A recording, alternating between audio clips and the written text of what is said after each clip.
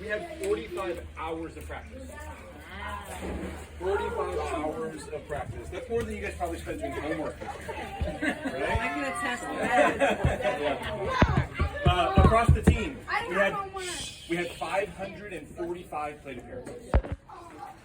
That's a lot. We had 123 hits, 367 stolen bases. And half of that is because Richard aggressively gave us stolen bases when we advanced on fastballs and other things. and this is the Nauchi one, 26 hit by pitch. So you guys wore some pitches too, and that got some base, which is pretty big. Our pitchers, there were 2,678 pitches in games. Yeah? And that was good for 81 innings.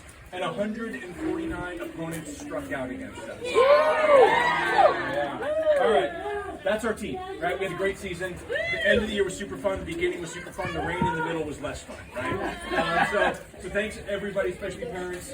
Great team here. We've got a little special award for each kid. That we got a couple things for them to take away, and then we'll be as quick as possible because, like I said, you guys are sick of talking to us and hearing from us. So these are in numerical order according to jersey numbers. Okay. So the first award is called the Magellan Award. This is for a kid on the team who was always in discovery mode. You find out a lot about kids as the season goes on. Some of them find a spot really quickly and really attach to it. Others learn a little bit more about where they want to be and a little bit more about the sport. And mid-season, this player came up to us and asked to play one of the hardest positions, one of the most unique positions, which is catcher. Caden Strotter was constantly finding new ways to learn new things and discover things about baseball. He gets the Magellan Award. Good boy, Caden. Take a pair of shades. Baseball sunglasses, guys. That's aces. For your summer season. Next award is our Swiss Army knife. This kid does it all. He pitches as a starter. He pitches as a reliever. He plays first base, shortstop. He goes in the outfield when we need him. He does everything every time. I have a special remembrance of one pitching appearance. We're playing UCLA in the middle of the game, in the middle of the season. It was a tight game, really tight game. And we needed 2 shutdown innings from our pitcher. And Ace Carlton stepped in and shut that game down and won it for us on the hill. So our Swiss Army knife, Ace Carlton. Where's his army knife? Where's his army knife? He doesn't get a knife. All right. This one. All right, here we go. This is our secret weapon. The secret weapon. Just like with Caden, as kids start to learn about the game and learn what they like, so too do the coaches get to learn about some of these kids and where they can really excel and where their skills are. This secret weapon came to us a little bit later in the season, but before the season started, and was a revelation. Everything we asked him to do, he did with confidence, with intention, and a desire to get better. We put him on the hill as a 9-year-old, and he was one of our most accurate, most consistent, and reliable pitchers, and that is Nicholas Scher. Secret weapon. He has a secret weapon. And Doritos are all over there. I can reprint it if we need to. Yeah. All right, 110%, 100% of the time. This kid's go all the time. Intensity. Sometimes I get to spend time in the dugout when the kids are in the field with the 2 or 3 kids that are in there with me, and there's different personalities and different spirits in the dugouts as there is on the field. This kid was locked in, dialed in, watching the game, thinking about the game, every play, every moment in the dugout, and that extended itself obviously into the field. I think it was our first playoff game when we played on a Friday night on the big field. This kid was hyped. He was so intense. He was ready to play, ready to win. You saw the energy every time he came on and off the field. 110%, 110%, 100% of the time, Mason Rubin. Yes. Yes.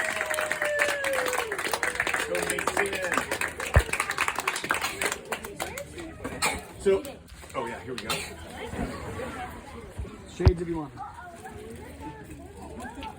A baseball team is full of personalities, and from day one, this next player, well, I was always trying to get a read on this guy. He's the straight man. He's the straight man of the team. I like to play with words sometimes. I like to try to be clever and make jokes. He never took it. The straight man never took my jokes. He always had a serious but correct and accurate answer every time I was trying to be clever. Our straight man is Milo Penny.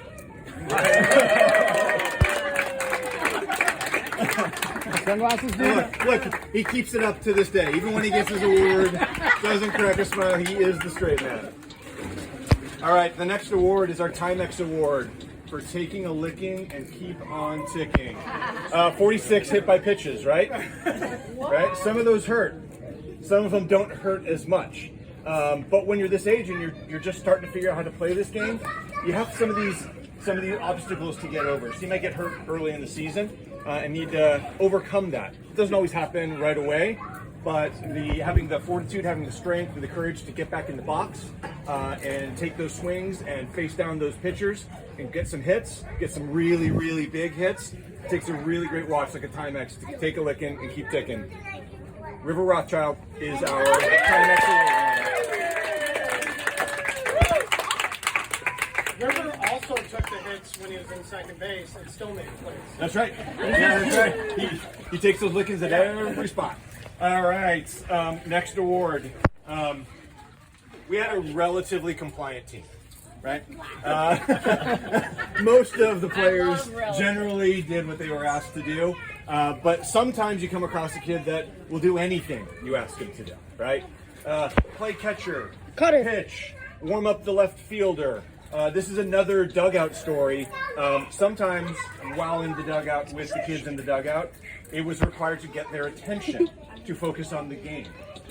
Whenever this was asked of the dugout, this kid always reminded me that he was watching the game. So the yes man for the Lumberjacks is Quinn Pham. Thank you, Quinn. Caleb's not here, but I'm going to give his award really quick. I call this the HWPO, hard work pays off.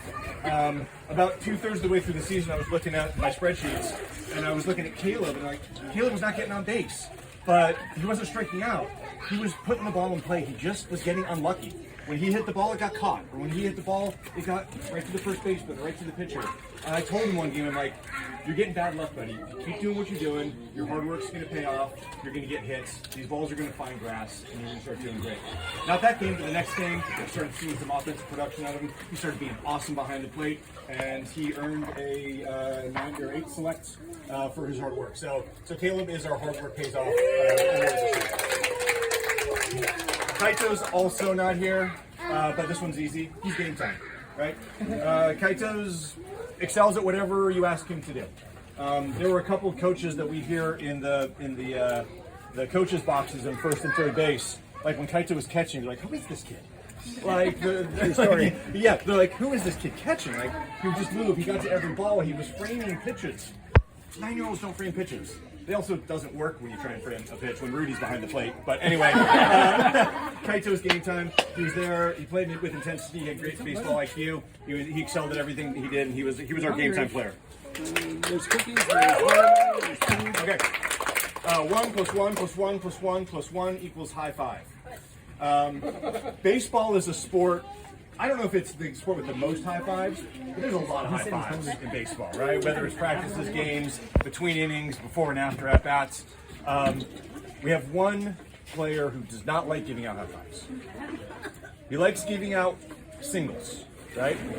So I've had to collect these singles throughout the course of a game or practice to get to a high five, except for one time, Sunday morning, when we were playing the second half of our game against Arizona, and we had just had that amazing walk-off.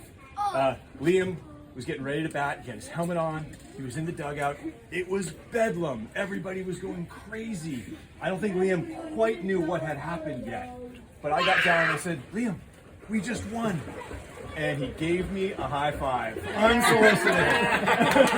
So I got my high five at the most important moment. So 1 + 1 + 1 + 1 + 1 equals high five. Liam Renault. Thank you, Liam. You want sunglasses, dude? So, speak softly and carry a big stick, right? Some kids talk a lot. Some kids don't talk at all. Some kids talk when they're not supposed to. Some kids show what they do on the baseball field. We have a kid who hits the ball very hard. This kid hits the ball very hard in practice, hits the ball very hard in games, and hits the balls very hard in the pitch, hit, and run competition. I remember our first practice when we were putting balls on the tee, and there was just a different sound when our speak softly and carries a big stick player hit the ball. It just sounds different. He hits it so hard. He hits it on this launch angle that looks like a Major League Baseball swinger. Adam Bush speaks softly and carries a big stick. Good job, Adam. 3, 2, 1 contact. We see a lot of swing and miss from our kids when they're at the plate. But some kids have a knack for just putting the bat on the ball, even if they're swinging at pitches they maybe shouldn't be swinging at, right? Especially down the run in the season, as you get a little bit later in the season, you're getting those 9-year-old pitch counts on the opponents to go up. It's great to see a kid that can step up to the plate and put the bat on the ball. This is also a kid that found a home really, really quickly on our team at a position at third base. So we had hot dog in the hot corner all season where he really excelled. So 3, 2, 1 contact, Dylan Anderson.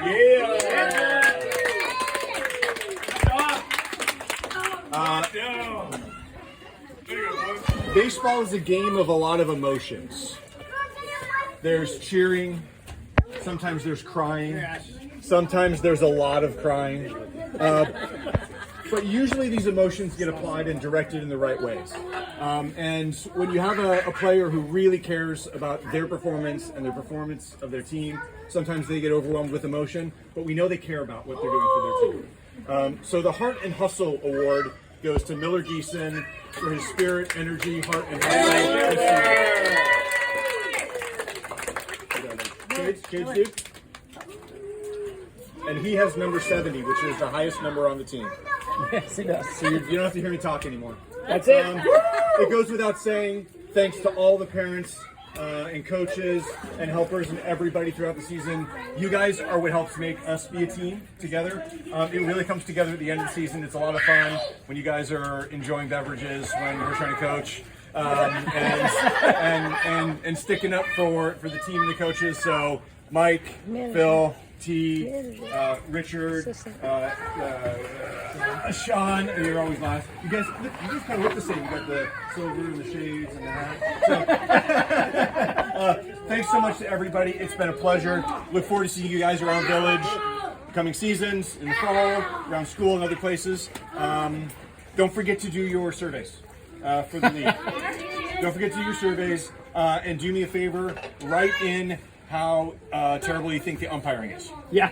The more that you guys talk about that, the more that we can maybe see some change in the league. They're so adorable. They are. Yes. Yeah. All right, go swim, boys. It's not the only one with the set of pipes, No, we're good. but it's my turn. Thank you, everybody. That's all I got. Thanks for being on my team. We had fun. So for 7 years, I've been a baseball mom. This is my favorite group. The camaraderie, the friendships, the siblings. For me, that's where it all happens. So I want to thank all of you for a fun bleacher season. Sean, I have a gift for you as a thank you for being our ace in the hole.